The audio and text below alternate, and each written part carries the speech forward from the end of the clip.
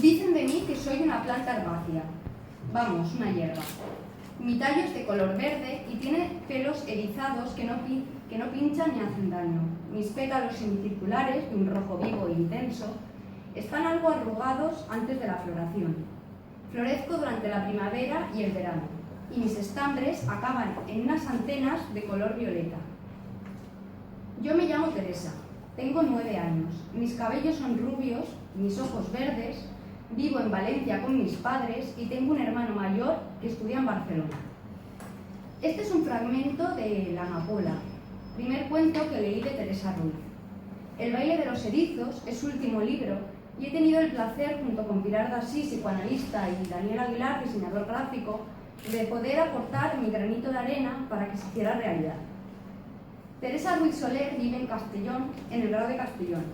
Es escritora, licenciada en Filología Hispánica por la Universidad Autónoma de Barcelona, catedrática de Lengua y Literatura Española y ha sido profesora de valenciano, además de directora de instituto. El baile de los erizos lo he leído 3 veces, la última con Teresa al otro lado del teléfono. Y tengo que decir que me aportó más ella a mí de lo que posiblemente yo pude aportar a su libro, aunque la idea de separar el libro por capítulos fue mía. Sobre el contenido del libro, decir que trata 2 cuestiones de vital importancia a día de hoy. Por un lado, la situación de precarización y angustia que estamos viviendo actualmente y desde hace tiempo los jóvenes sobre la incertidumbre de nuestro futuro. Y por otro lado, a mi entender, la peor de las enfermedades, que es el Alzheimer, que no te permite recordar quién eres. Pero lo bonito de este libro es que a partir de esto se genera una relación de amistad y solidaridad entre 3 mujeres cuyas vidas, pase lo que pase, se habrán entrelazado para siempre. Entonces, espero que hayáis comprado todos el libro, que os lo leáis, que lo difundáis y le paso la palabra a Pilar Dassí para que hable ahora ella. Bueno, gracias, Teresa. Bueno, yo he leído otros cuentos escritos por Teresa Ruiz, pero cuando leí este, sin título aún, en estado casi de borrador, confirmé las palabras de Freud cuando dice que los poetas saben decir lo que los psicoanalistas balbuceamos.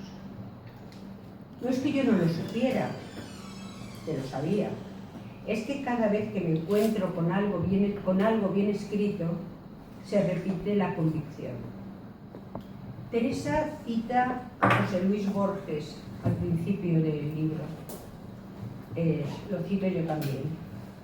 Borges dice: somos nuestra memoria, somos ese quimérico museo de formas inconstantes, ese montón de espejos rotos.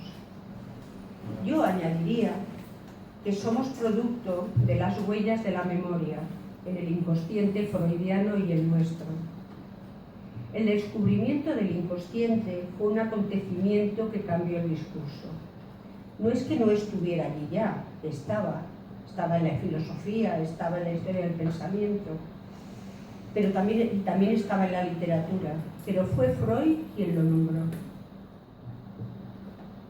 Y eso se ve muy bien en el relato de Teresa, un relato muy bien construido en la diacronía y la sincronía de la historia de Beatriz, de Isabel, de Ana, pero también en la historia de España, en la historia de las mujeres y del modo en que los cuidados son la única forma de abordar este tema tan complejo como es el Alzheimer. Pero además Teresa me ha hecho reflexionar sobre el mundo de los objetos, esos objetos que pueblan nuestro hábitat y que tienen historia. Esa caja de aluminio con las fotos familiares, esa caja de botones, esta vez de madera, con la que... Un momento. Esa caja de botones, esta vez de madera, con la que jugaba mi hijo en la infancia, esa libretita donde yo anotaba cada día las películas que veía en mi juventud, como si quisiera retener todo ese saber o como si el saber fuera cuantificable. esa cartera de mi madre con su DNI, ese carné del Partido Comunista de España, las fotos de Terra Mítica disfrazados de romanos, me gusta mirarlas, mis escritos privados, amorosos, que independientemente de a quién van dirigidos, siempre digo lo mismo, lo cual analíticamente es interesante. Los recuerdos de mis viajes que pueblan el sueño en Benissa, y también Teresa me ha aproximado a la belleza de las plumas de Santa Teresa o las huellas en la arena de una playa cualquiera. Eso es el inconsciente. El inconsciente es los surcos de unos pies desnudos sobre la arena. Lacan lo dice de otra manera, dice, el inconsciente es Baltimore al amanecer. Pero yo creo que el inconsciente también es unas huellas de pies desnudos por la playa. Y ya sobre el final del libro hay un encuentro que para mí ha sido muy grato, un encuentro con Neruda. Está en la página 95. No lo voy a leer porque no leo muy bien poesía. Pero sí voy a leer un encuentro con las palabras de Beatriz, tan diferentes a los pensamientos que le atenazan al comienzo del relato. Gracias, Teresa, por tu libro, por tus libros, por tus relatos, pero sobre todo gracias por tu amistad.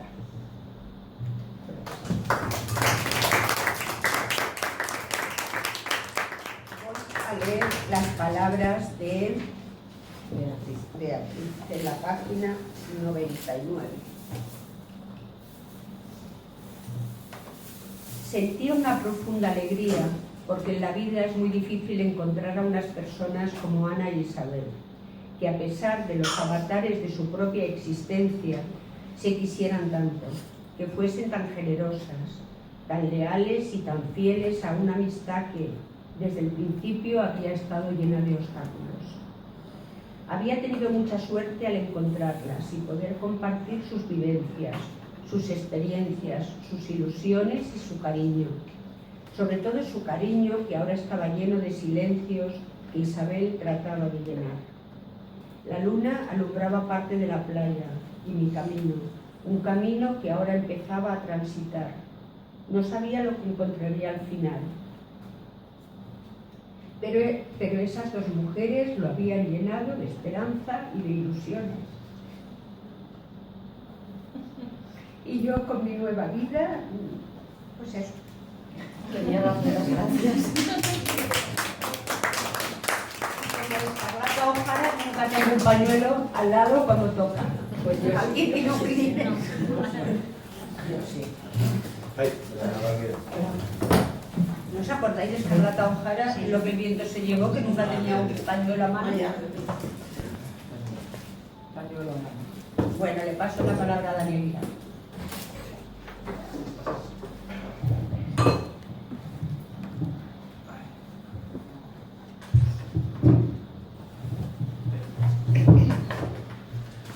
Bueno, yo soy Dani Aguilar, soy diseñador gráfico, la mayoría ya me conocéis, pero bueno, lo primero, empecé el proyecto con Teresa cuando me dieron la portada y pasé de hacer la portada a ser fan de Teresa, una después de la otra, porque el libro es maravilloso. Y la verdad que cuando me comentaron de hablar aquí, la verdad es que me pareció estupendo también, porque no siempre tenemos la oportunidad los que hacemos las portadas y las cosas de, aunque sea dar dos pinceladas de por qué hemos hecho lo que hemos hecho, que siempre ahí está el feedback, pero a veces pues por explicar un poquito es una oportunidad y te lo agradezco doblemente desde ese punto de vista, poder decir un poquito, luego está la interpretación de cada uno, pero bueno, muy rápidamente dos pinceladas, los que tengáis el libro en la mano, dejáis el cartel más o menos lo veis, y fundamentalmente había dos aspectos que yo consideraba fundamentales, para la redundancia, con tu libro, que era, por una parte, con el título tan sugerente, que efectivamente ya se extrae de esas líneas muy bien, y había dos temas fundamentales. Uno era lo de reflejar el juego infantil, la nostalgia y la relación en esos tiempos que hay con estas mujeres. Bajo ese punto de vista, la verdad es que me lo pasé bomba buscando documentación, porque buscar ese juego infantil ha sido una tarea absolutamente inútil. no he conseguido encontrar documentación gráfica de nada por el estilo y muy poca narrativa. Hay que rescatar este tipo de cosas y eso solo se hace a través de este tipo de relatos. Por eso quería destacarlo y usarlo de imagen porque había muchas formas, ¿no?, de combinaciones de dibujos, pero esta en particular, y ahora vengo al segundo punto, intento ser todo lo breve posible, es el tema de estas dos mujeres que están reflejadas en los dos y las formas de interactuar entre ellas, rescatar un poco sobre todo este juego de delicadeza, de ausencias, de esos silencios que hablan, que sustituyen a esas palabras de cuando Isabel era muy parlanchina y era la que llevaba un poquito el tema, lo trasladaba ahí, esa especie, se tocan pero al mismo tiempo hay un tema. Me interesaba mucho poder reflejar todo eso de una forma, digamos, que no se comiese tampoco la importancia del relato y que pudiese descansar también y estar ahí el título. Y bueno, el tema del color, que es una cosa más sutil, pero aprovecho para decirlo, que realmente no se ve tanto mucho igual, pero realmente el dibujo de izquierda tiene como una tonalidad más viva y el otro tiene como que hay una transición entre la persona que está con todo el tema ya con la enfermedad y todo eso, y a mí también en particular, bueno, mi abuela que murió con Alzheimer también, a la hora de la transmisión de todo esto, a mí me recoge mucho la forma, la delicadeza con la que tratas toda la situación y cómo va viajando la no información, los objetos, esos pequeños momentos de lucidez en los que hay comunicación y vamos, yo por lo menos lo he intentado plasmar aquí, no sé si lo he conseguido del todo, pero bueno, más o menos, por lo menos espero que sientas que representa tu obra y muy agradecido por lo tanto por la representación. Y yo agradecida porque haya sido una cosa tan bonita.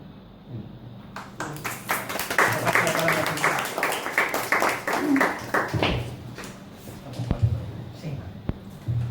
Bueno, que conste que puesto a explicar un poco el libro porque diré que casi más es de Dasí y de Dani que mío. Pero vamos. El título lo eligió Pilar, no sino que elige la mayoría de títulos de cosas que escribo, porque yo cuando escribí, por ejemplo, este relato se lo mandé, pero no tenía ni idea de publicarlo, ni mucho menos de qué sé, pues se me ocurrió escribirlo.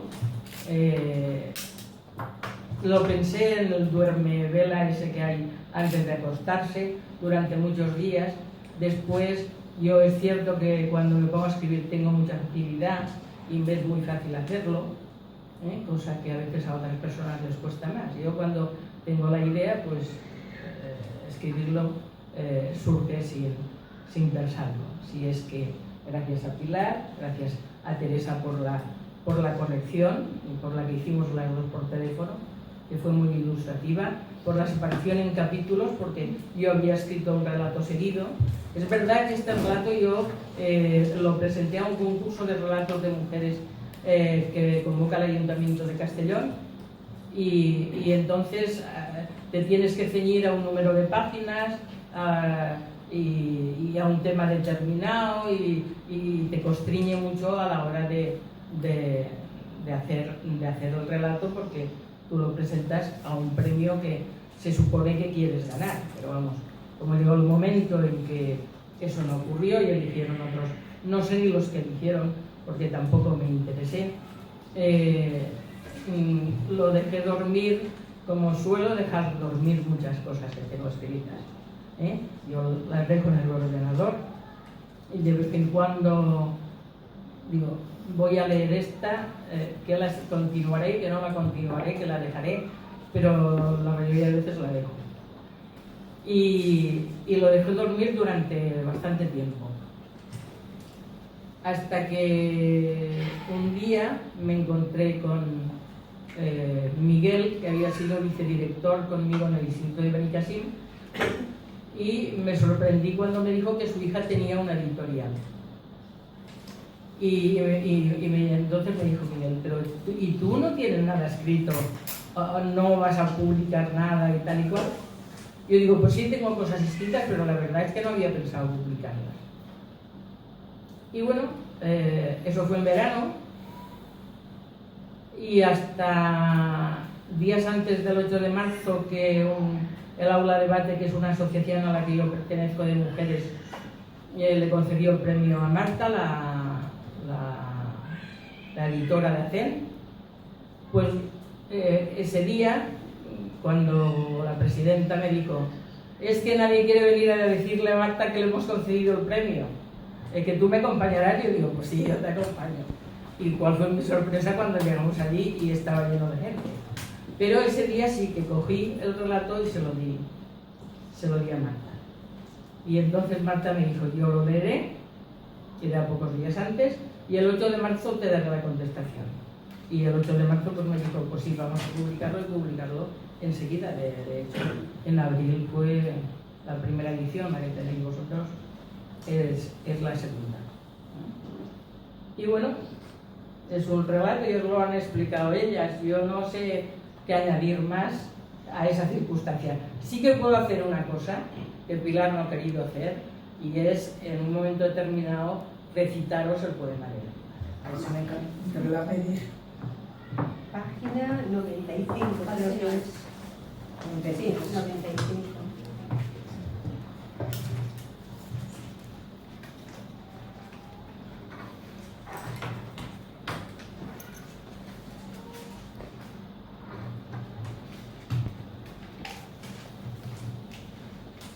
Me gusta cuando callas porque estás como ausente y me oyes desde lejos y mi voz no te toca.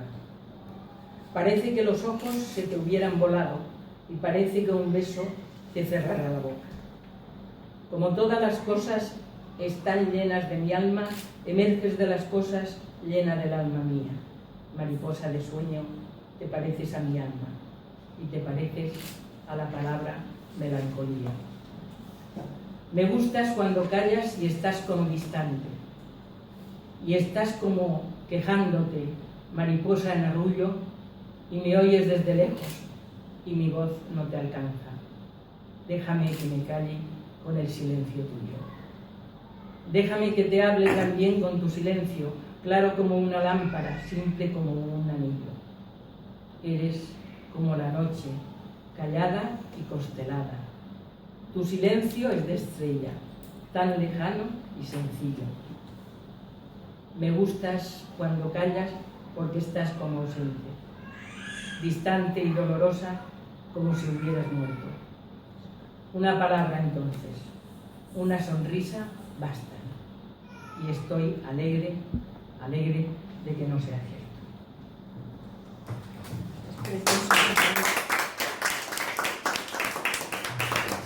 Bueno, yo es que a mí me gusta, ahí lo dice, salen cosas que a uno le gustan, los poetas del 27, Neruda, otros poemas, y entonces elegí ese porque me pareció que era el que iba bien a esa ausencia, porque es una ausencia, la de la protagonista que tiene Alzheimer, pues que a veces parece que esté, pero después no está. Ha desaparecido, y ese poema pues le iba muy bien, porque además pues resulta que a las tres protagonistas del libro pues les gusta la poesía a las tres, y no hay problema para que se pongan a escuchar poesía y recitada, porque la poesía yo creo que adquiere otro sentido cuando se recita, independientemente de que uno haga su propia interpretación cuando lo lee. Pero cuando lo oye, no sé, hay algo que quizás te emocione más, ¿no? Porque las poesías no las recordamos por lo que nos dicen, sino por lo que nos emociona, por lo que sentimos, por eso las recordamos. Y bueno, no sé, yo preferiría que me hicierais preguntas, porque así, si me hacéis preguntas, yo os podré ir contestando. Y que...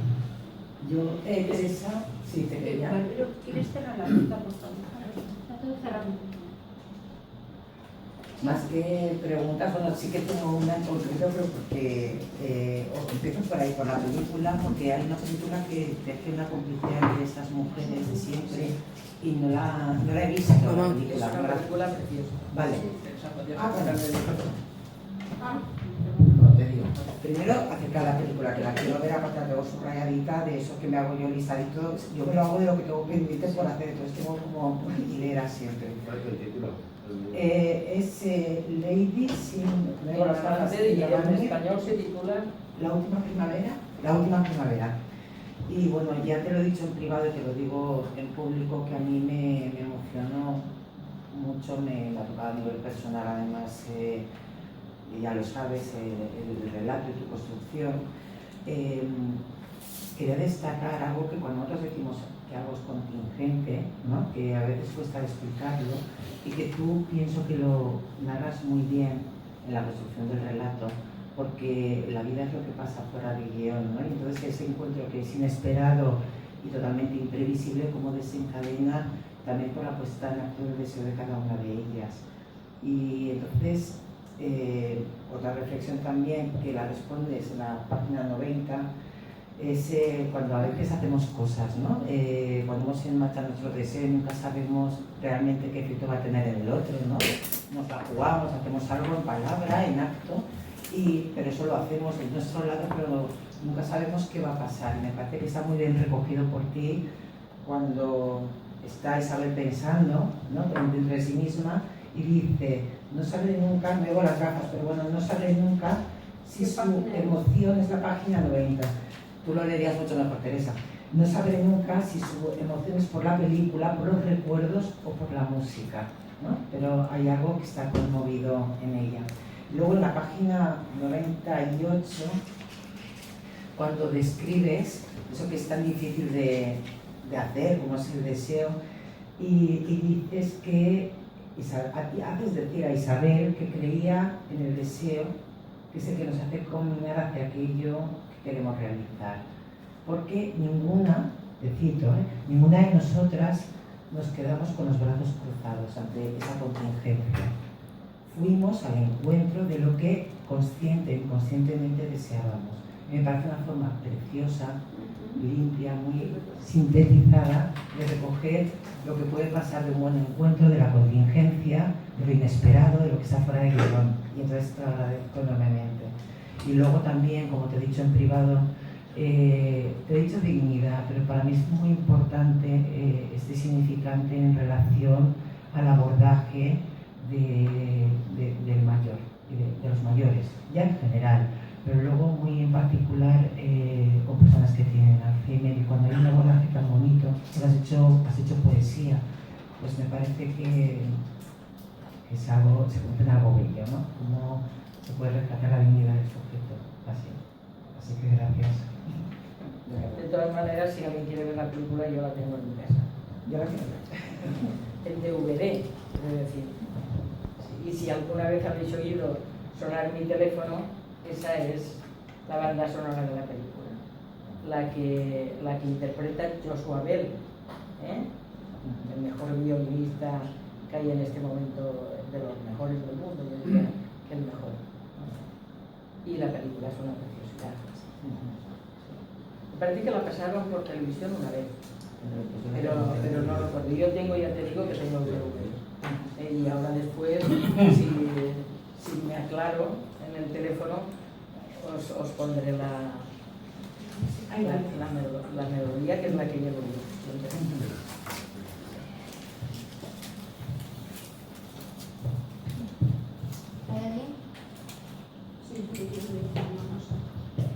Sí, yo te quería preguntar cómo, y de verdad que no lo sé porque eso no lo hemos hablado, cómo surgió la idea, que Teresa lo ha dicho al principio de su intervención, de destacar, por un lado, una chica joven que está con sus preocupaciones y un tema tan de actualidad como es el Alzheimer.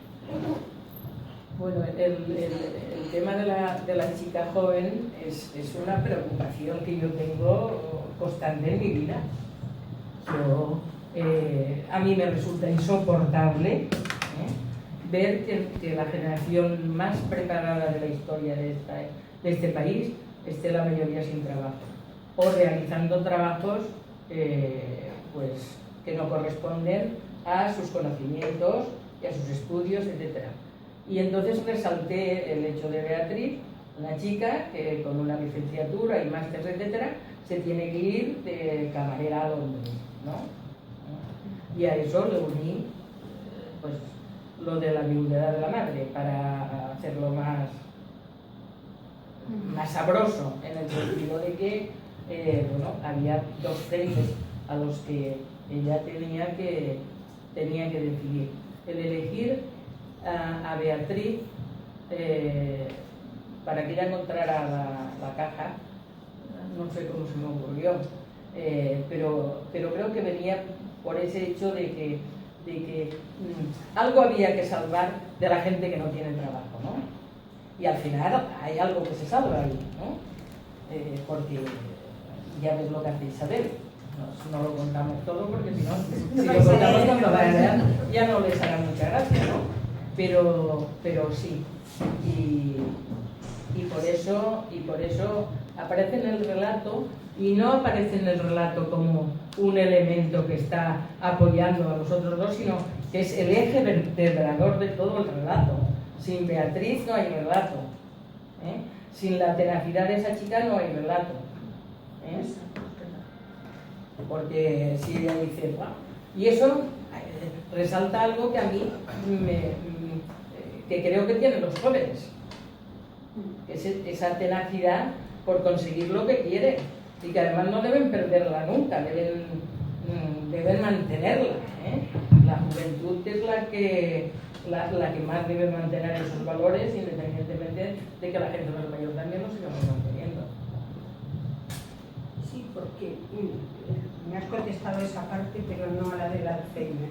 Vale. Y es que lo saben perfectamente que hay, en este momento estamos sufriendo una actitud muy higienicista por parte de los responsables de ocuparse de los servicios adecuados para los mayores. Lo digo en fin, ¿no? No quiero decir ni servicios sociales, no quiero decir caridad, no quiero decir nada de eso, sino decir que hay como dos grandes corrientes, una más humanista, en el sentido que creo que es lo que tú reflejas aquí, porque al fin y al cabo el libro también hay un punto de denuncia, porque no siempre estas personas que tienen un deterioro cognitivo, en este caso un Alzheimer, encuentran personas que se ocupen de ellos. Muy al contrario, las nuevas tendencias de la salud mental, por decirlo genéricamente, tienden a un higienismo más propio del siglo XIX que del siglo XXI, a una desconsideración total del sujeto y a un creer que los cuidados desde el punto de vista de la eficacia resuelven algo. Creo que en cada página de la novela tú vas mencionando con mucha delicadeza, Teresa lo ha dicho antes, ¿no? Cómo también lo ha dicho Palmira cuando hablaba de dignidad, ¿no?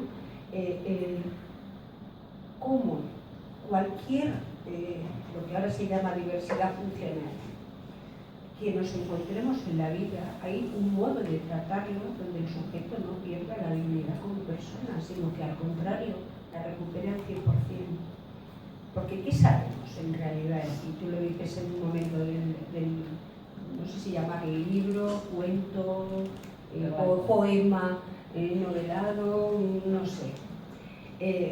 Tú lo dices, hay momentos que no sabes, que no podemos saber qué está pensando el otro.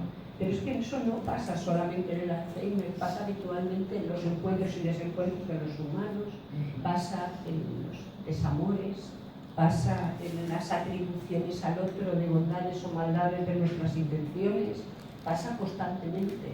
Y damos por supuesto que sabríamos qué quiere el otro. Y precisamente lo que tú específicamente en este relato dices de una característica concreta que es el Alzheimer, es extrapolable a cualquier vivencia social de este momento donde se está perdiendo esa parte de los cuidados. Hay una tendencia que a mí me interesa mucho, feminista actual, que es precisamente recuperar la idea de los cuidados. Ya no se trata solo de un feminismo reivindicativo, que desde los años 60, bueno, desde principios de siglo, ¿no? Desde las sufragistas inglesas, pero no solamente tiene que ser reivindicativo desde el punto de vista político, social o desde el punto de vista de las mujeres, sino reivindicar cómo el tejido social, que lo hacemos las mujeres, puede configurar grandes posiciones diferentes a la tendencia de la ciencia en este momento, que tiende a un aniquilamiento de la subjetividad. Y tú en el relato lo que pones en un primer plano es la importancia de la subjetividad. Por eso yo he dicho en la diacronía de la historia de las mujeres, porque no solo está en el encuentro, en la sincronía, en la contingencia de ese encuentro que atraviesa a tres mujeres, está también en una diacronía que recorre la historia de España y que habla de tres momentos, porque eso también es muy interesante. Claro, no lo voy a contar porque si lo cuento, habla de tres momentos de estas mujeres: la infancia, la juventud, la vida y adultez y el reencuentro en las condiciones que quien hemos leído sabemos de qué va, ¿no? Son tres momentos, y tres momentos donde se pone muy sobre el tapete que las personas no siempre somos iguales, siendo la misma. Siendo la... Que no todo es lo que parece. Bueno, exactamente, que según la circunstancia que estamos viviendo, emerge una cosa u otra. Para mí la vida adulta es la que menos me gusta. Me parece mucho más entrañable la infancia y el reencuentro. Pero también es verdad que las cosas no son lo que parecen, como decía Teresa. Bueno, me enrolla muchísimo. No, yo lo decía, lo de que no son lo que parecen, es que claro, tampoco quiero contarlo, pero es cuando... claro, cuando ella piensa que hay algo raro en su amiga, que siempre la ha abandonado en dos momentos, ¿no? Y luego ya es cuando se da cuenta de que no la ha abandonado, simplemente dejó de saber cómo era. También, ahora me acabo de acordar, el marido de Isabel, que la oculta. El marido de Ana. De Ana, perdón. No. Sí. El marido de Ana. Sí, que oculta a su mujer y oculta la enfermedad. ¿Cómo se te ocurrió? Porque...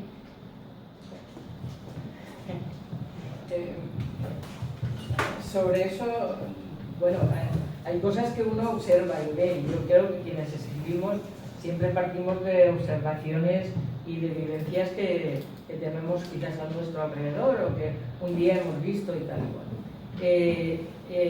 Yo, en el caso del cuidado, por ejemplo, de los cuidados del Alzheimer y tal, yo tengo que confesar que tengo un cuidado pues, que me está perdiendo bastante la memoria. Y yo tiendo a hacerle las cosas muchas veces. Pero, por ejemplo, Paco no. Es muy curioso. Mi marido no se las hace. Lo coge y le dice siempre, te acompaño, y eso lo puedes hacer tú. Algo que no pasa nada, ¿no? Y a mí me parece muy, muy importante esa actitud, porque le está diciendo que hay algo que él puede hacer. Y la otra pregunta que hacías, ¿cuál era, Teresa? No. ¿En relación a lo de mayor o no sé qué? No, era esa pregunta. El marido de Ana, que Sí, porque era... vale, que no me acordaba. Y yo te tengo que decir que yo tengo una amiga que ha perdido la memoria desde muy joven, pero desde muy joven. Y el marido la aísla, la tiene en casa, cuidado, él la tiene en casa, la cuida, se preocupa, es una preocupación impresionante por la mujer. La cuida, la viste, la pinta, la saca, bueno, me imagino que los hijos también la ayudarán un poco. La saca a la calle y tal, pero la ha aislado de todas sus amistades. Yo no puedo hablar con ella, no habla, en este momento no habla, en este momento te paras delante de ella cuando la sacaba de casa, que ahora ya no la saca, y entonces y eso me ayudó a construir, pero es que además si no lo construye así tampoco podría ser. Es decir, independientemente de ese dato, si yo no construyo que ella no se entera de nada, como tú puedes comprender, Isabel lo hubiera mandado, dicho en otro, al carajo. Pero claro, el marido la aísla y entonces ya todo es diferente. Ella no se ha enterado de nada, ella no tal, pues algo tienes que construir en cierta manera para... Y además, y eso lo añado y me adelanto, porque ya lo leéis y lo veis, yo creo que es la única manera de salvar esa amistad. Y entonces, pues, sale lo de Alzheimer, hubiera podido salir que tenía Parkinson, hubiera podido salir que se había quedado paralítica y iba en una silla de ruedas y entonces la otra la sacaba y la llevaba a bañarse y tal, igual. Pero es que cuando te metes en un berenjenal de eso, tienes que salir por algún sitio y que quien lea lo que tú estás diciendo piense que es creíble. También, por lo que habla Pilar, de los... es que... madre, o sea,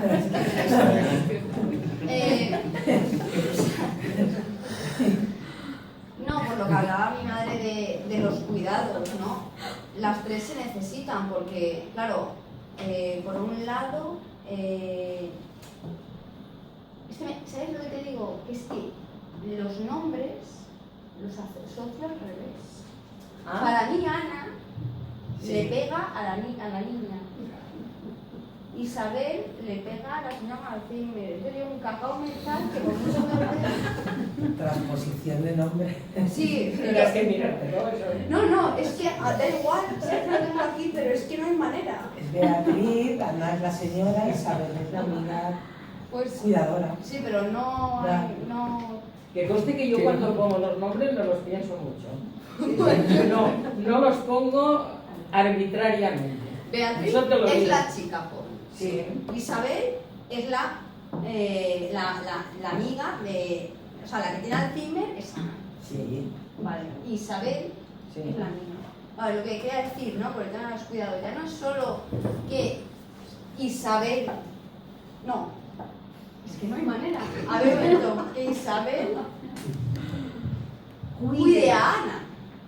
Es que Isabel también necesita de Ana, porque hay un tema que no hemos mencionado, ¿no? Porque estamos hablando del problema de la juventud, con el paro y todo esto, y luego el problema del Alzheimer. También está el problema de la soledad, que es la que sufre en realidad Isabel. Según tu punto de vista. Sí. Según el mío, no. En el libro, En el libro, no. el hijo de Isabel está en Londres y tal. No. Están en En Barcelona. Barcelona y la Si van hija a en visitarlo y se los quieren quitar Londres. encima en cualquier momento en Navidad, es agobia. O sea, como Sí, veréis, pero hay fuera mucha trama, No, hay contigo mucha novela. trama. Pero yo tengo que hacer una pregunta. Hay mucha trama, como Yo veréis. estoy en el cambio de la fantabulosa. Sí, pero es una de Palmira, que subimos la Palmira. No, pero luego esa ahí, esa ahí, sí, esa ahí. sí, ahí. Espera. Yo también quiero. Ahí ya tiene. Que no haya muertos. Ya verás, ya. Vale. Complicado. Hombre, no era esa la idea, pero Pero bueno. también sin destacar trama, pero una pregunta, porque es un detalle que me encantó, porque es de lo que revisitas es cuando te das cuenta. No sé si es intencionado, yo entiendo que sí.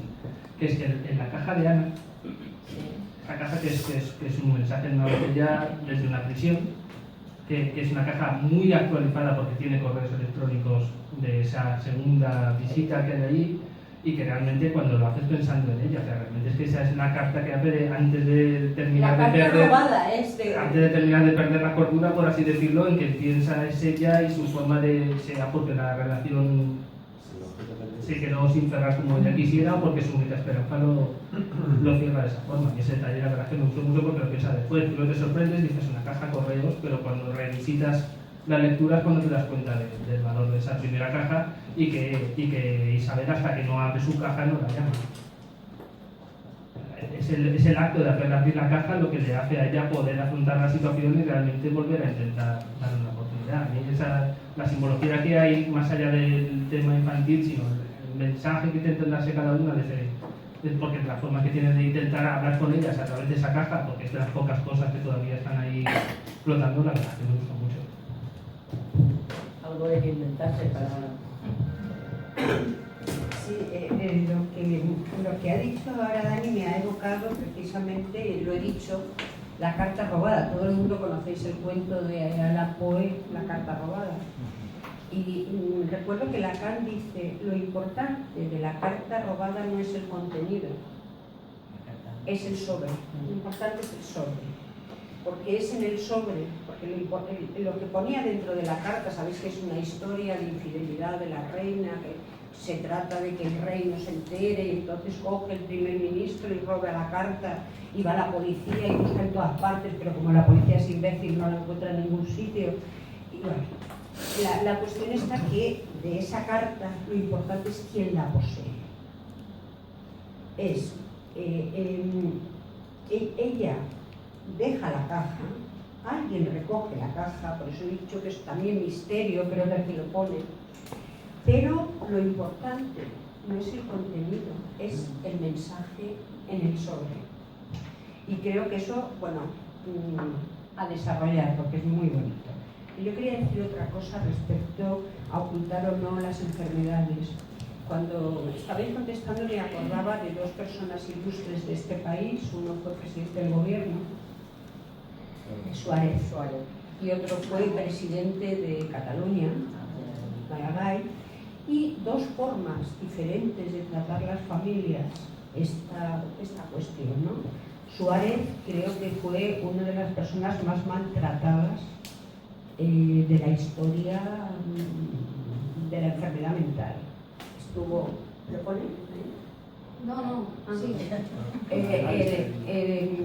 Fue ocultado, la familia acabó fatal. Bueno, la vida privada de los Suárez es catastrófica.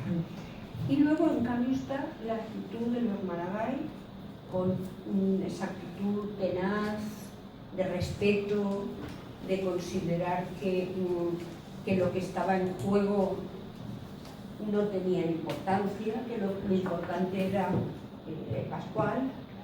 Y bueno, hay una película maravillosa, bicicleta, cuchara, manzana.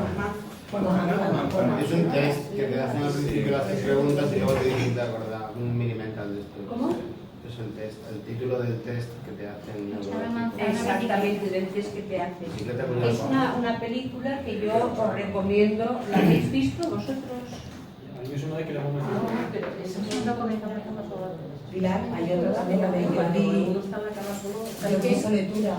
¿Cómo? Ah, está también la de Budapest, de Soletura, que también es muy interesante, que la hizo su propio hijo. Quiero decir que son modos de abordarse. Por antes he dicho, en un punto de vista humanista, de respeto al sujeto, de consideración de que hay diversidad, que quien garantiza que somos más espabilados los que estamos aquí que alguien con Alzheimer. Porque el olvido a veces es un exceso de recuerdo, ¿eh? Eso también. Que también, de alguna manera tú lo dices, porque el primer estímulo, el primer paso, ¿quién lo da? A ver si te aclaras. ¿No? No, Ana, que le Es deja, Ana. Ana le deja a Beatriz la caja al lado cuando ella está sentada en el banco de la playa. Sí, no sé cómo es.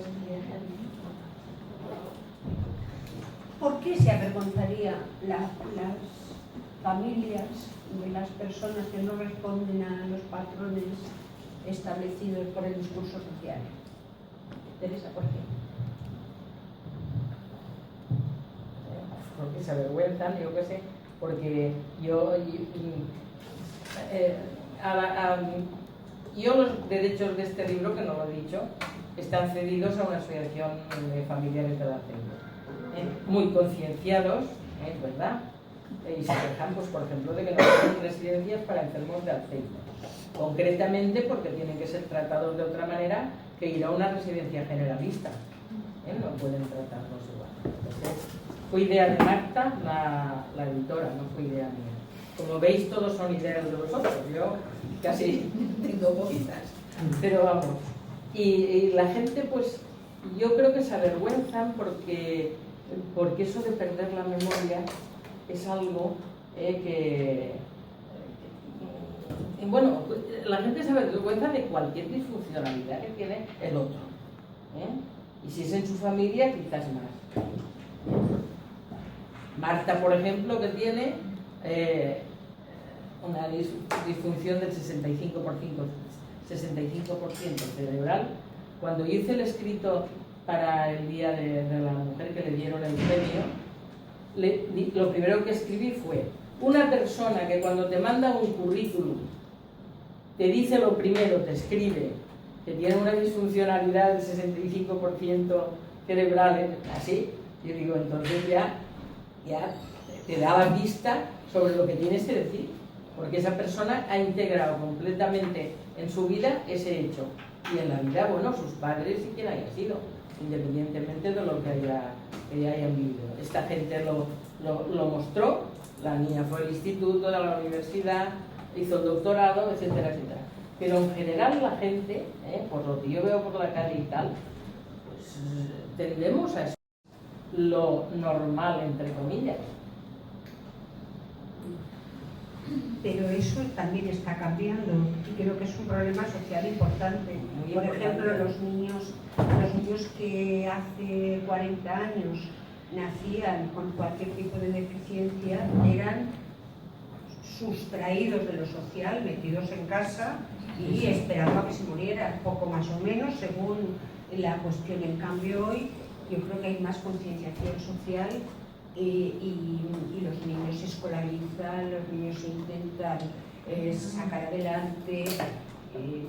Quiero decir, y creo que también es una cuestión de sensibilización colectiva, social y colectiva. Por lo tanto, por eso digo yo que libros de este tipo yo creo que conciencian sobre este tema. Y me alegro mucho que me digas que tiene los derechos de una asociación, porque estarán encantados contigo.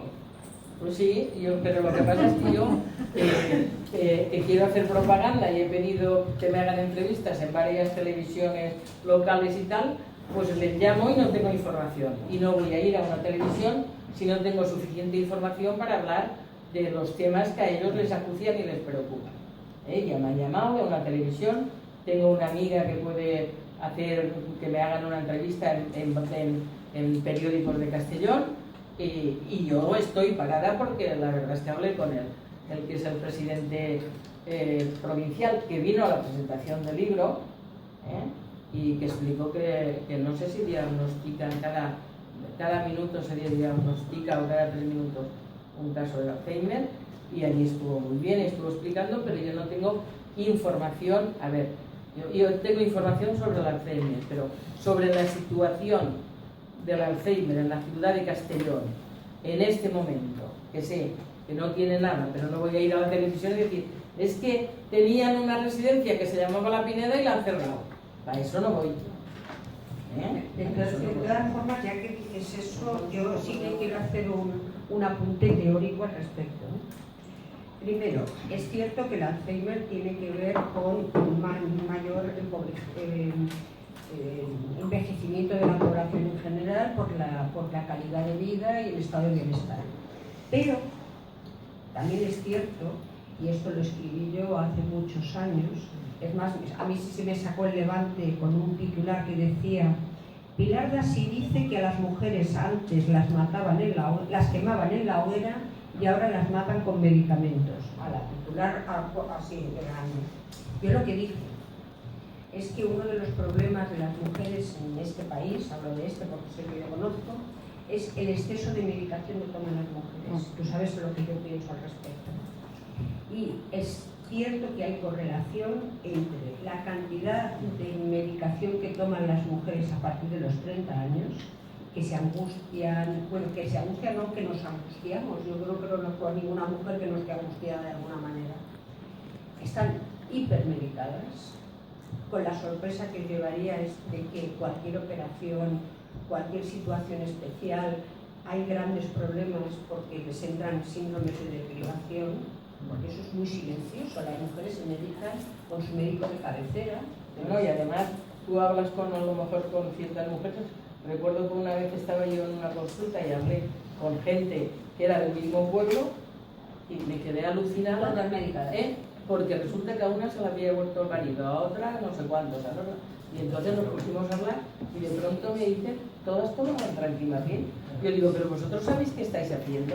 Les dije, barbaridades, porque eso es una barbaridad. Toma. Pero era todo el pueblo, ¿eh? Todo el pueblo.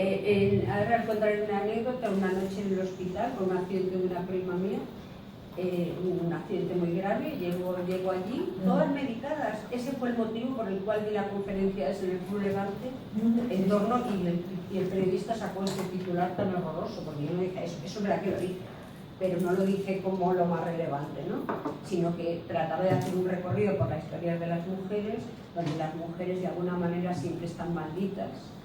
En la Edad Media las quemaban por brujas, no voy a decir lo que pasaba antes, porque sería muy largo, pero es que ahora están todas hipermedicadas, porque es cierto que las mujeres tenemos más tendencia a enfermar en el cuerpo que en el pensamiento, y por lo tanto todas medicadas, pero además mal medicadas, porque el tranquimacín y este tipo de medicaciones son pan para hoy y hambre para mañana, y el hambre de mañana en parte se la cena. Por eso también en el relato de estas mujeres también se ve, se habla de soledad, pero es una soledad bien construida. En el caso de que le dé la razón la de Isabel, mientras que la otra soledad no está tan bien construida. Sí, pero yo me refería a soledad, por ejemplo. Estamos Yo me refería a ella, por ejemplo, Isabel tiene amigos por ahí con los que se reúne o no sé qué, y lo cuentan en el libro. Pero esos amigos no tienen la misma fuerza, entiendo yo, que tenía Ana para ella. Pero es que eso ocurre mucho en la vida, Teresa. Es decir, amigas como las que se describen ahí, hay poquísimas. Se pueden contar con lo que aún te sobran.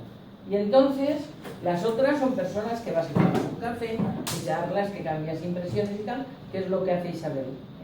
¿Por qué? Porque vuelve al pueblo donde ha estado siempre. Y entonces, hay algo que yo venía hablando con Carmina en el viaje, que es cierto. Y es que las personas, yo por ejemplo, yo había pedido mucho el contacto con muchísima gente que eran amigos de jóvenes. ¿Por qué? Porque nos casamos o formamos una familia, atendemos a nuestros hijos, trabajamos como borregas, etcétera, etcétera, y no tenemos tiempo para relacionarnos. Y resulta que llega a cierta edad que sí que tienes tiempo y vuelves a relacionarte.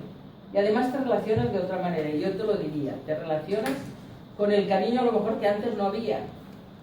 Sí, lo bueno también. Es muy significativo eso. Y eso no lo cuento porque me lo he inventado. Eso se vive, lo vivo yo a diario. Hoy, por ejemplo, estábamos en el mercado y han llegado 2 o 3 que tampoco es que eran muy amigas, nos hemos puesto todo el mundo a reír porque estábamos contando cosas y tal y cual. Notas que tienes más cercanía con la gente, no solo con las amigas que has tenido, con todo el mundo. Porque yo creo que el pozo que da la vivencia de la propia existencia te hace reconciliarte más con los demás. Es otra relación. Y eso es lo que yo también quería resaltar en el libro. Cuando tú me has enseñado ese párrafo en el que ella está sola y se pone a llorar en la cama, que eso lo hago yo, ¿entiendes? Lo hacemos todos. Lo hacemos todos. Por lo tanto, no es porque esté ella sola. Yo creo que es una persona que no está sola, Isabel. No. Ahora, encontrar una amiga como Ana no la va a volver a encontrar. Porque hombre, Ana es singular. Sí que tiene a Beatriz, ¿no? Para poder compartir todo lo que pasó con Ana, para poder contárselo. Sí, pero eso para recrear la historia y bueno, para contarla. Sí. Pero en el principio, si tú te fijas, cuando cuando ve la caja, dice, está en hormiga. No tiene muchas ganas ella no de es muy mucho romance condescendiente en ese cuando sentido. Hombre, es que le han hecho un daño 2 veces. Ya 3. Es mucho, ¿no? Ya 3 es demasiado. No, pero... 3 es mucho, ¿no? ¿eh? Que 3 veces Tres sería son mucho. Pero es que es verdad, es que... vamos a ver, y yo te voy a decir una cosa. Hay muchas, sí, todos tenemos que contar, pero amigas en ese sentido, es que hay poquísimas.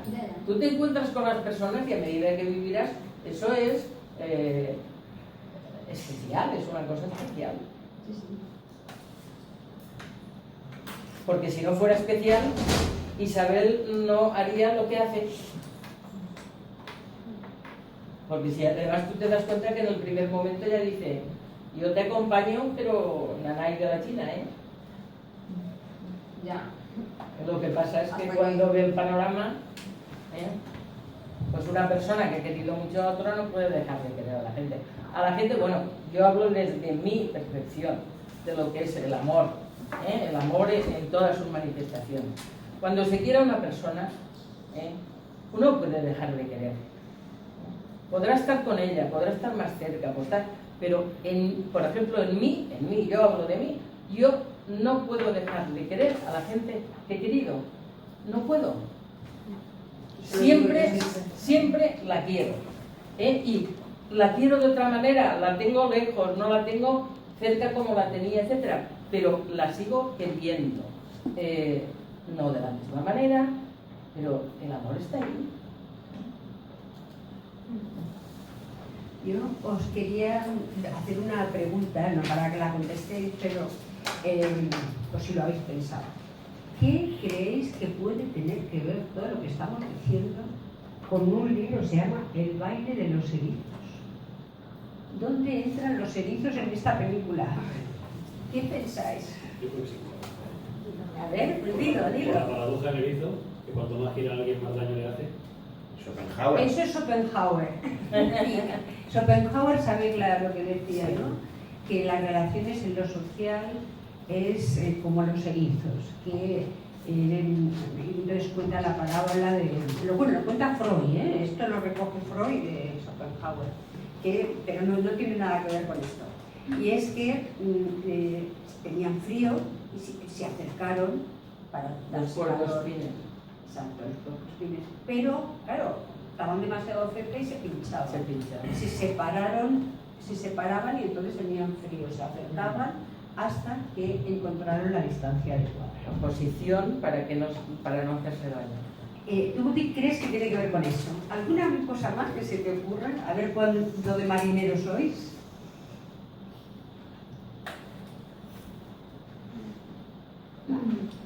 Pues yo creo que por el tipo de la enfermedad de la que estás hablando, tiene un lado muy duro que hace mucho daño como las espinas de un erizo y es como una especie de coraza que es muy difícil penetrarla, pero hay veces que se abre como el erizo también y entonces puedes ver lo que hay dentro, que es una cosa muy diferente.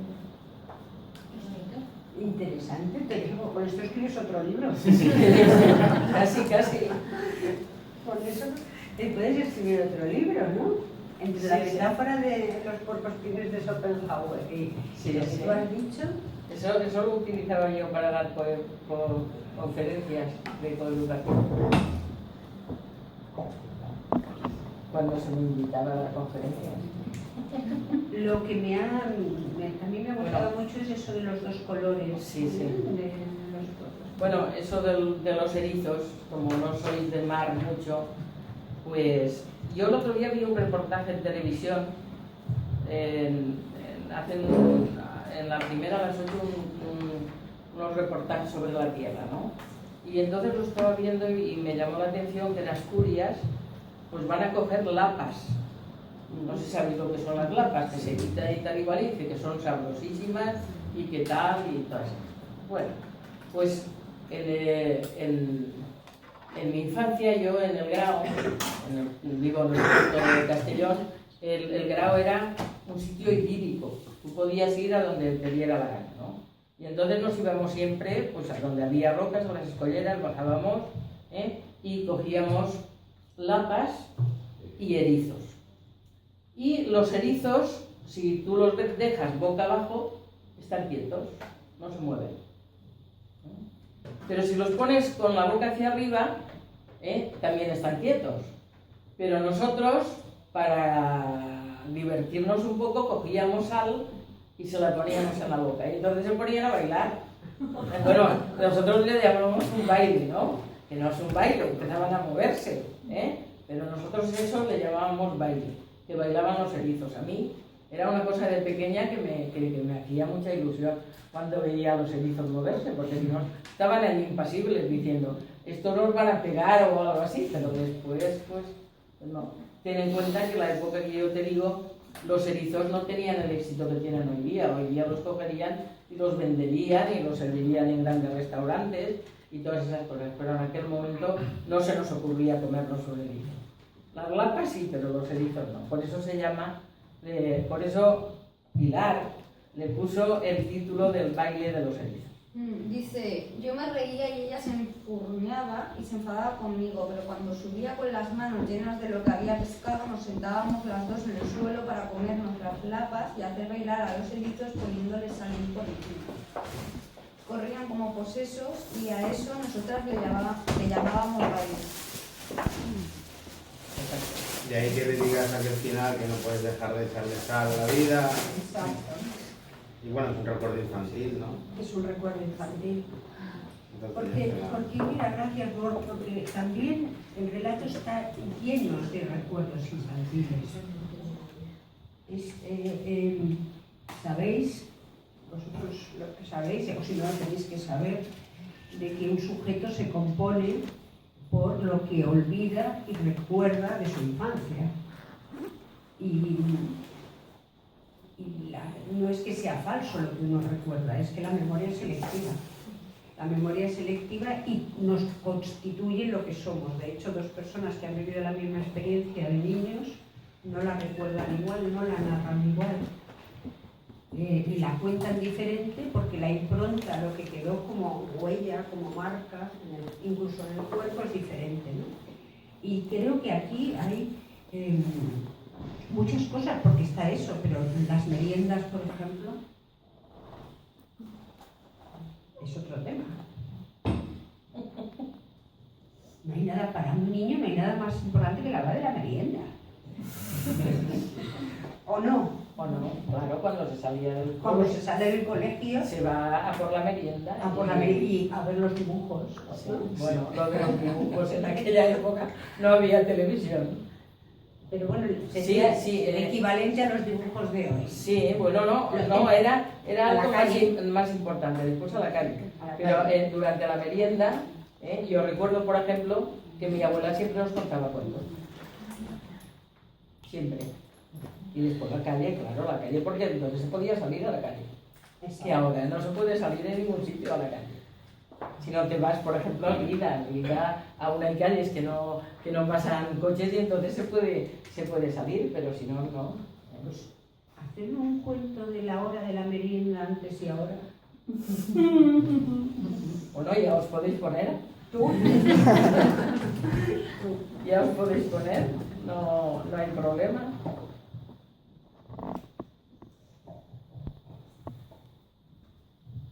¿Quién se lo ha leído? Palmira. Carmina también lo habrá leído. Di algo tú. Es que no sé, ya lo habéis dicho casi No, todo. no. No, es verdad, lo habéis dicho casi todo.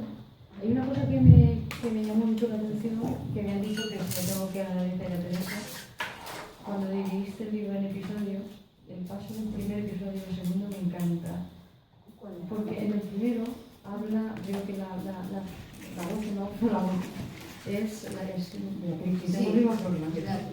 y en el segundo es Isabel. Ese enlace me encantó. Yo intenté dividirlo por personas, pero luego me di cuenta de que ella no pasaba de Isabel a Beatriz, Entonces dije, Por eso también tienes ese lío mental que tienes. ¿por qué? Primero habla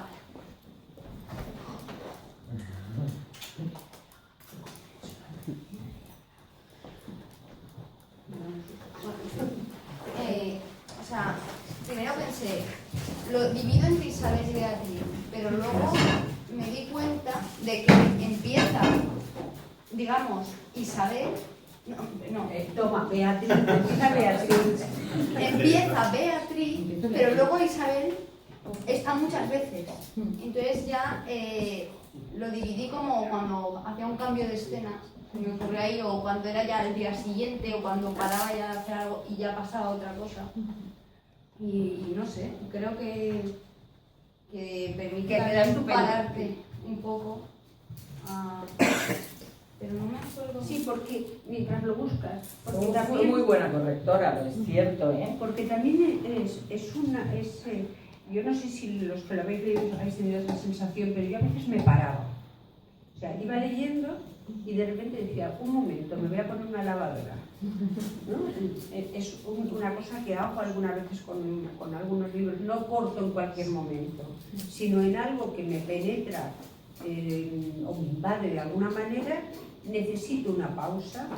Esa pausa la hago con actividades de mi vida y luego lo retomo, porque hacía falta. Yo creo que porque si no te atragantas de...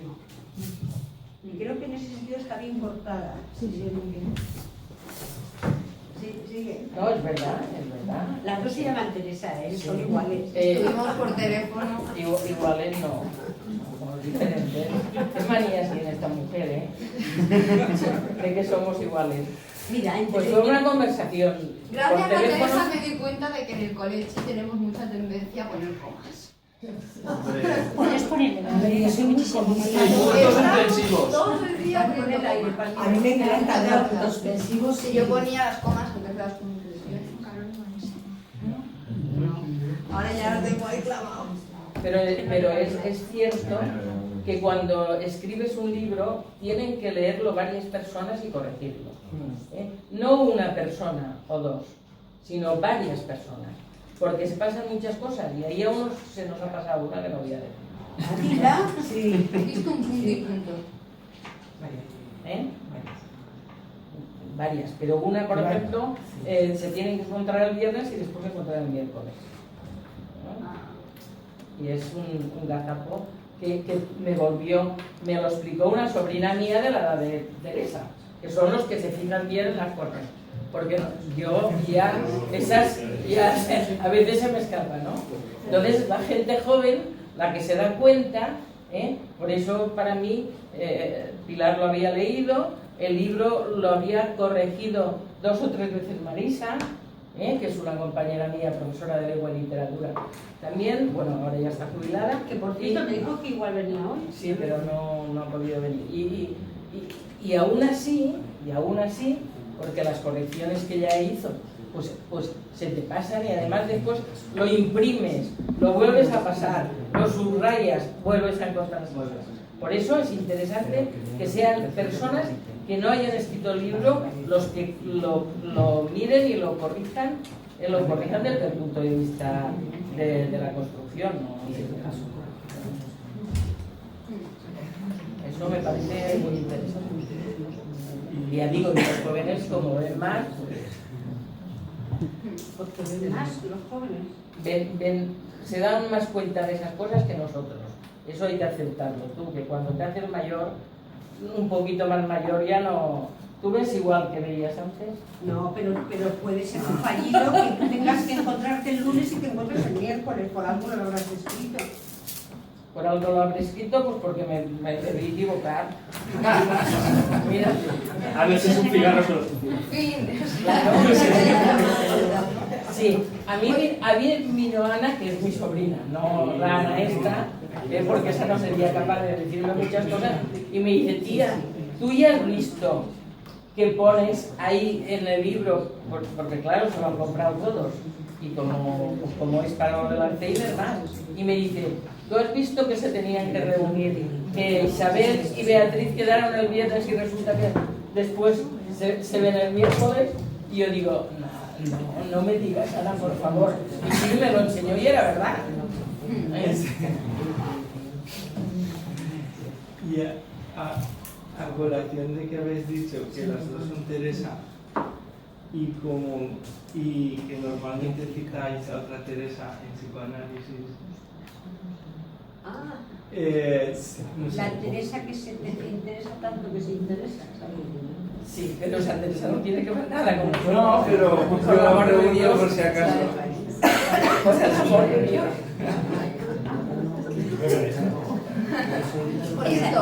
No, las Teresas se ve que todas te interesan. Porque en la presentación del otro libro fue lo que dijo.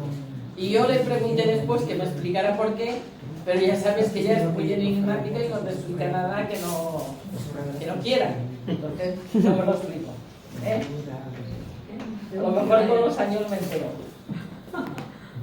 ¿Y Cerruti es la colonia que usas? Sí. Saquillo. No la dio. Cerruti. Ahí iba a poner la marca en las fotos, pero me pareció una exageración. Porque es una colonia reconocida. Es una colonia que existe aún. Que no es difícil, no es fácil de encontrar, pero existe. Como no se me ocurría qué colonia poner, pues entonces buscla y yo uso. Es que eso, es que claro, prescindir todo no puede. De las plumas tampoco puedes prescindir, ¿no? Porque las ves a diario y tal. Y sobre la cita de Borges, Sí. del inicio, yo es como no me he leído el libro. Sí, esa sí que la he leído, ¿eh? Esa la he leído. No sé, en relación al libro... ¿Tú la No, es que como solo he leído la... Lo ha comprado, lo ha comprado. pero no... Pero has leído... He leído hasta la cita de Borges. ¿Y tú cómo la interpretas esa cita? Si tú tuvieras que explicar lo que Borges quiere decir, si yo tuviera que explicar, por ejemplo, lo que Neruda dice en el poema, que podríamos explicarlo lo que quiere decir, o lo que dice Vicente Aleixandre en un poema precioso que se llama Sequería, o lo que dice Alberti en La Paloma, el poema de Se equivocó la paloma, pues lo explicaríamos. Pues a ver, ¿qué te parece eso? Lo releo. Sí. Somos nuestra memoria, somos ese quimérico museo de formas inconstantes, ese montón de espejos rotos. No, a mí me gustó porque explicaba algunas cosas que a veces te pasan por la cabeza, como si estuviesen chillando todos a la vez y tuvieses que escoger, ay, tú calla, tú no, ahora no te toca, o algo así, de la memoria de lo que has vivido. La memoria no es que seleccione, se queda con cosas y otras, por lo que sea, las obvia. Pero quizás tendríamos que analizar por qué las obvia, ¿no? Pero son las que se olvidan las más activas en las consecuencias de nuestra vida. Normalmente lo que recordamos o es terrible o es muy dulce, pero lo que se olvida, eso es lo que deja la marca. Paradójicamente es así. O sea, porque, por ejemplo, un recuerdo cualquiera, poner sal a los erizos para que bailen, es agradable, aunque es una travesura infantil, cuenta algo, una travesura infantil compartida. A mí me llena de satisfacción, de gozo, de no sé qué. Pero ¿qué pasaba después? ¿Qué pasaba con esa niña de familia de militares que luego se iba a su casa en unos años que son los años 40, ¿no? Sí. ¿Qué pasaba? De eso no se habla. Pues claro, es que la historia de Isabel es muy complicada y la de Ana es más complicada todavía. Yo creo que tú eso lo sabes. Por eso lo he escrito, por eso lo he escrito, que lo ves. ¿Hay alguna vida que no sea complicada? Pero unas más que otras. Yo, aquí ya, una cosa que quería preguntarle más en claro, psicoanalítica, procesando el tema, no sé si es demasiado complejo, pero es que la cita me lo evocó y luego me olvidé, me lo había recordado. Realmente también que lo hemos comentado aquí, ¿no? En el tema del duelo, cuando alguien falta, es también porque era lo que representábamos para esa persona. En el tema del Alzheimer, todo esto es por adelantado, porque la memoria desaparece y toda persona que ha tenido una persona Alzheimer, lo que te duele y te roba la vida es cuando esa persona ya no se acuerda de ti, ya no estás en esa... Lo que hace que haya ahí como, no sé si decirlo un duelo en 2 fases, pero es una cosa muy específica de esta enfermedad, que tienes a la persona en vida y ves perder esa parte de ti que estás representado, y todo eso ahí es un juego muy complicado que en parte reflejas, pero tampoco se lo ahondas a lo bestia, porque entonces dominaría mucho la trama, y yo enseguida que querías poder abordarlo con el tema total, ¿no? Y no tanto, porque ella sigue teniendo esos fogonazos en la que todavía puede sentirse en algo y tú puedes rescatar algo. Luego está esa otra fase, sin ponerme negativo tampoco, ¿no? Pero dentro de todo eso sí que... Sí, yo en esa no me quiero entrar. Claro, no has querido entrar y me parece súper pertinente, pero ahí también había una cosa teórica que no sé si es para ahora, pero bueno, que me parece interesante, como mínimo.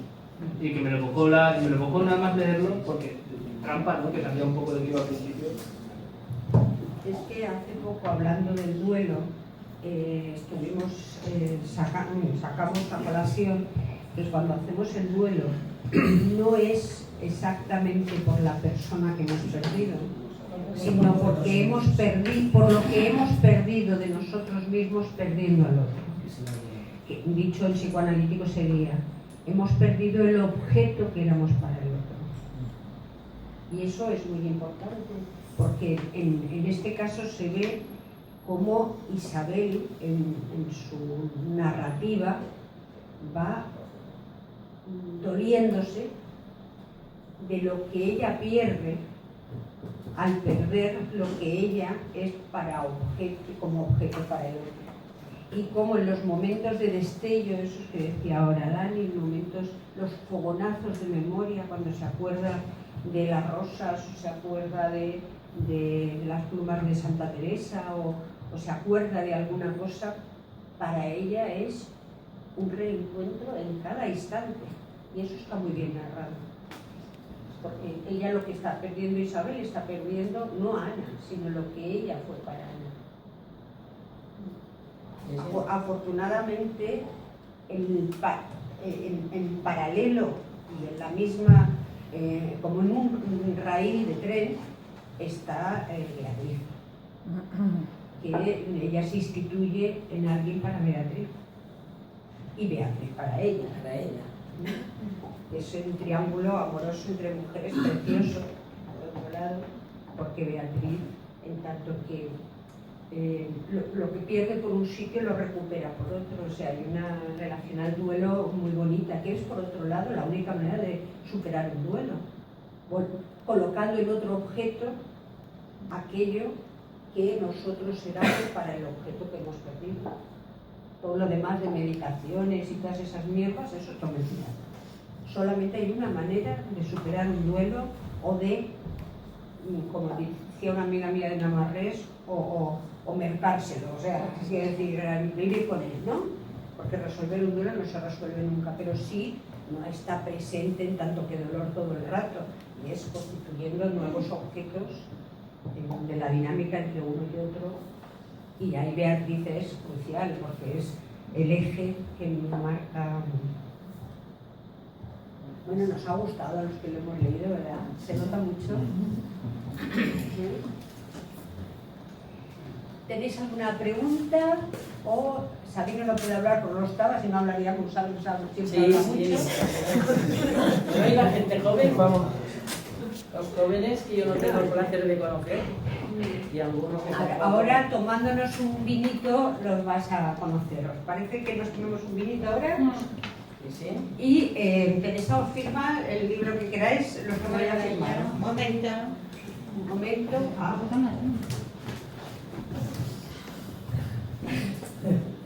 El complot. Ya sabía yo ya sabía el complot, que había trampa en el complot.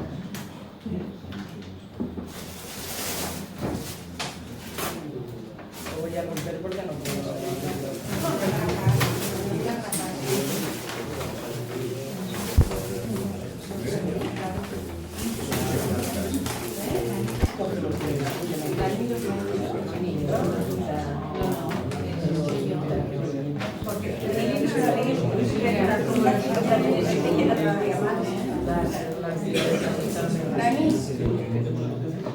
Bueno, pues nada, muchas gracias, chicas.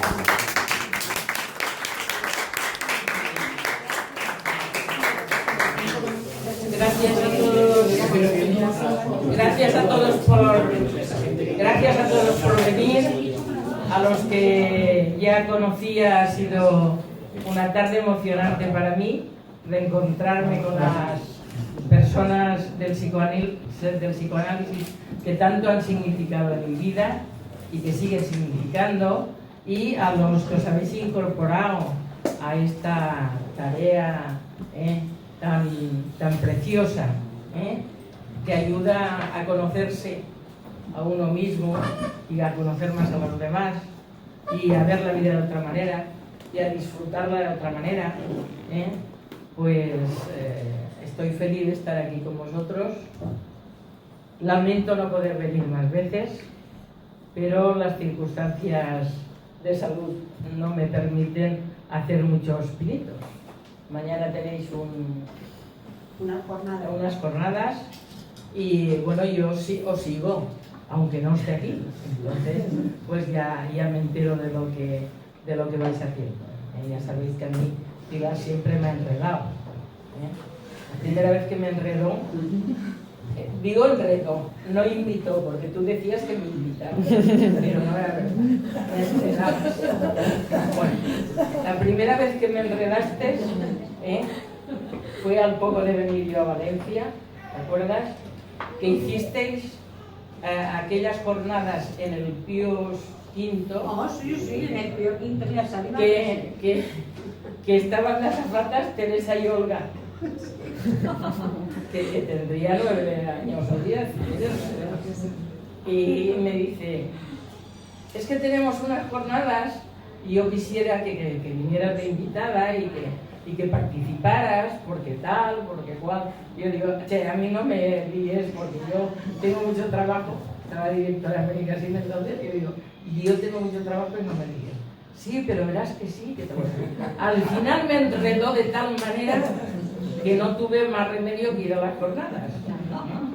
Y nada, me puso en una mesa rodeada de expertos psicoanalistas. Estaba Lidia en paz descanse, ¿te acuerdas?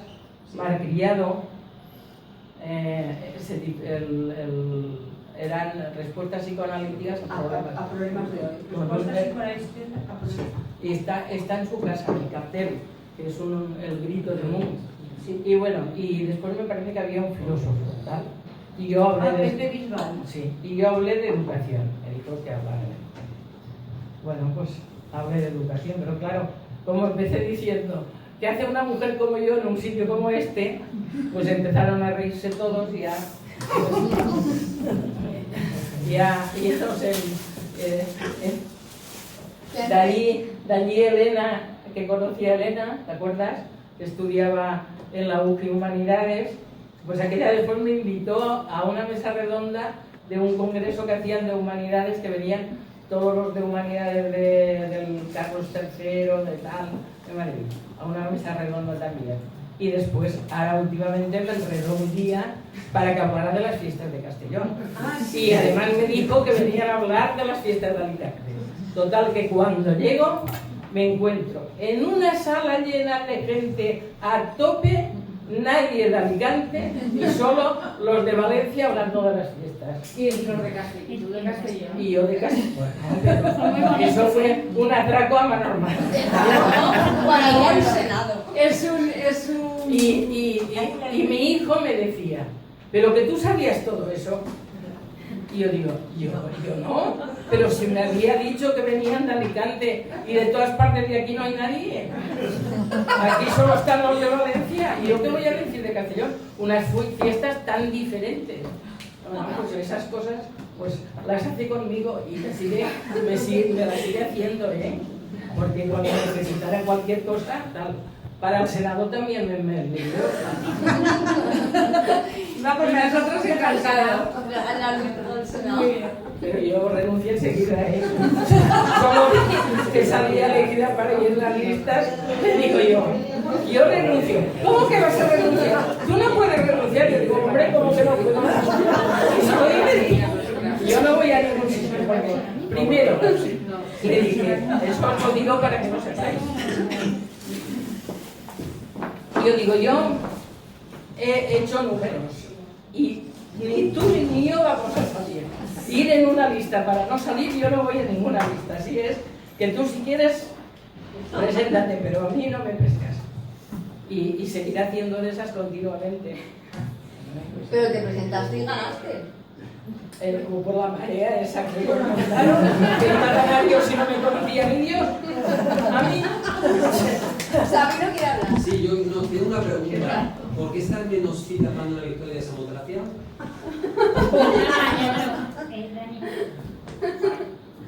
¿No era una cosa intencionada? Sí, la puso no sé quién el otro día. Y se ha quedado ahí, ¿en serio? Sí, pero no era una performance. Interesante. Interesante que es taparla. No, lo que han usado para taparla. Pero es que a mí me gusta también que esté... ¿Que esté tapada? No, pero es que sea el estilismo que ha pensado Jordi era así. Que quedaba un poco así como... Esta era la idea primigenia de la pintura Samotracia. Pero nos falta... Bueno, reitero, muchas gracias a todos y ha sido un placer.